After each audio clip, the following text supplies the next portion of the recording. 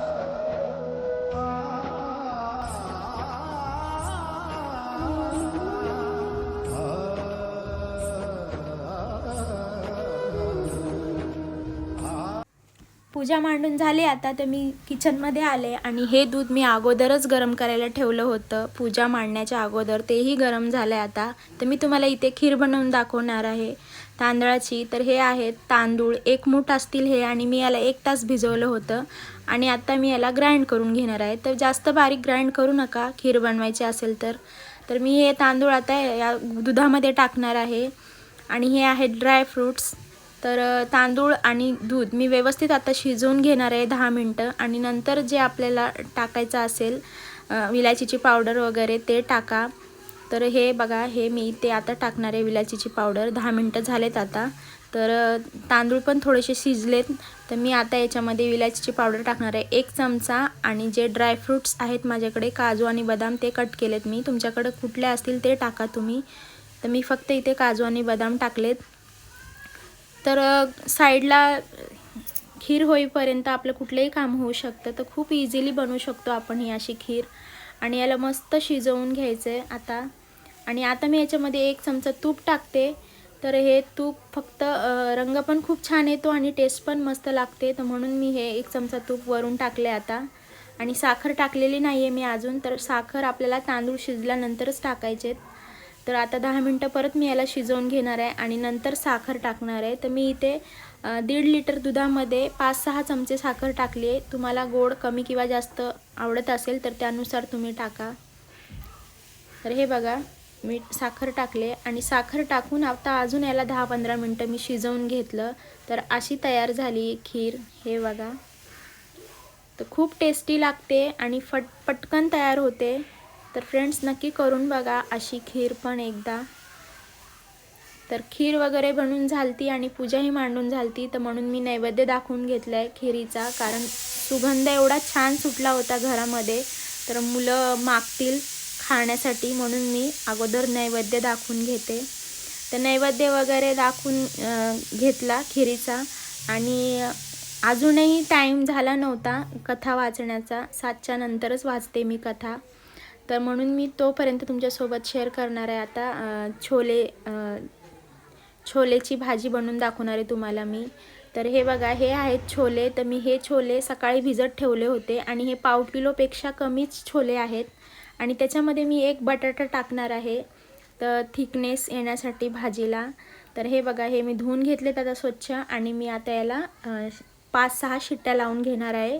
तर सोबतच बटाटा पण टाकणार आहे आणि पाव चमचापेक्षा कमी मीठ टाकले मी इथे आणि 6 शिट्ट्या मी याला लावून घेणार आहे. तर व्यवस्थित शिजेल तोपर्यंत आपण इथे मसाला तयार करूया. तर मी फक्त मसाल्यासाठी फक्त 2 टोमॅटो आणि 2 कांदे कच्चेच घेतलेले आहेत आणि ते मी एकदम बारीक ग्राइंड करून घेणार आहे मिक्सरच्या भांड्यात. तर हे बघा, हे असं. आणि अद्रक लसूणची पेस्ट रेडी असते घरामध्ये माझ्या, तर म्हणून मी आता नाही घेतलं, नाही तर तुम्ही आता वाटायला घेऊ शकता अद्रक लसूण पण.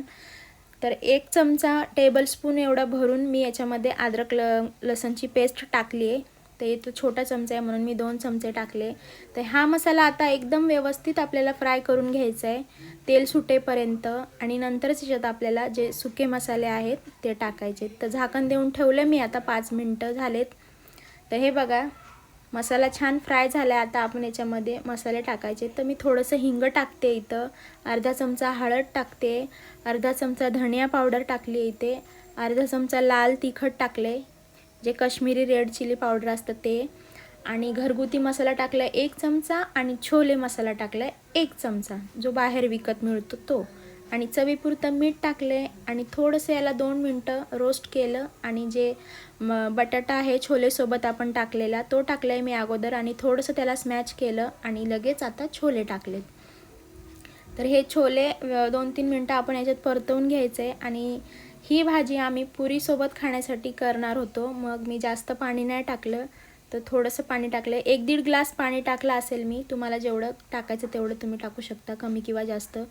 तर फक्त हे कांदा टोमॅटोचे जे ग्रेव्ही असते ते व्यवस्थित फ्राय करून घ्यायची. कुठल्याही भाजीला टेस्ट तेव्हाच येते जेव्हा मसाला शिजतो चांगला. तर मी थोडंसं बटाटा अजून याला स्मॅच करून घेते व्यवस्थित. थिकनेस पण खूप छान येते बटाटा टाकल्यामुळे आणि चव पण खूप छान लागते. तर मी आता टाकते कोथिंबीर कट करून. तर रेडी आहे आपली भाजी. तर पुरी वगैरे मी नंतर बनवणार आहे, आता पूजा करून घेणार आहे. तर हे बघा किती मस्त तयार झाली आपली भाजी. याला 5 मिनटं अजून झाकण देऊन शिजवून घेतलं मसाल्यामध्ये. तर अशी तयार झाली भाजी. खूप टेस्टी लागते अशी भाजी, करून बघा. जास्त मसाले वगैरे करत बसायची गरज नाही आहे. जर तुमच्याकडे वेळ कमी असेल तर तुम्ही अशी पण करू शकता. तर खूप टेस्टी झाली होती फ्रेंड्स, नक्की करून बघा. तर भाजी तयार झाली. आता मी तोपर्यंत मी पूजा करून घेणार आहे. गुरुवारची कहाणी ऐकावे भक्तांनो. श्री महालक्ष्मी व्रताची कथा, गुरुवारची कहाणी. ही कहाणी वाचल्याने किंवा ऐकल्याने दुःख, दारिद्र्य, काळजी दूर होते. श्री महालक्ष्मीच्या कृपेने समृद्धी, संतती, ऐश्वर्य, वैभव प्राप्त होते. मनाची इच्छा पूर्ण होते. महालक्ष्मीची नावे रूपे अनेक. 4 वेद, 6 शस्त्रे, 18 त्याला सूरचंद्रिका नावाची राणी होती.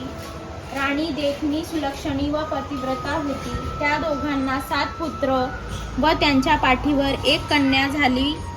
त्या कन्येचे नाव होते शांबाला. एकदा महालक्ष्मीच्या मनात आले आपण त्या राजाच्या राजप्रसाद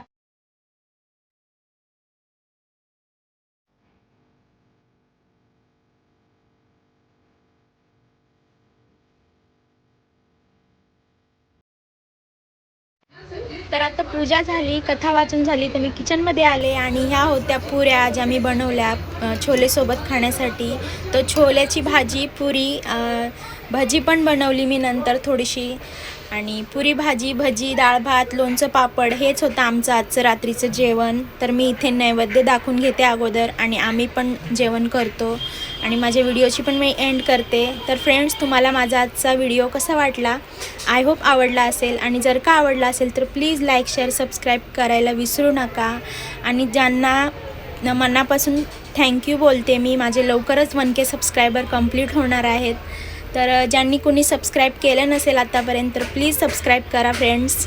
आणि बाय बाय.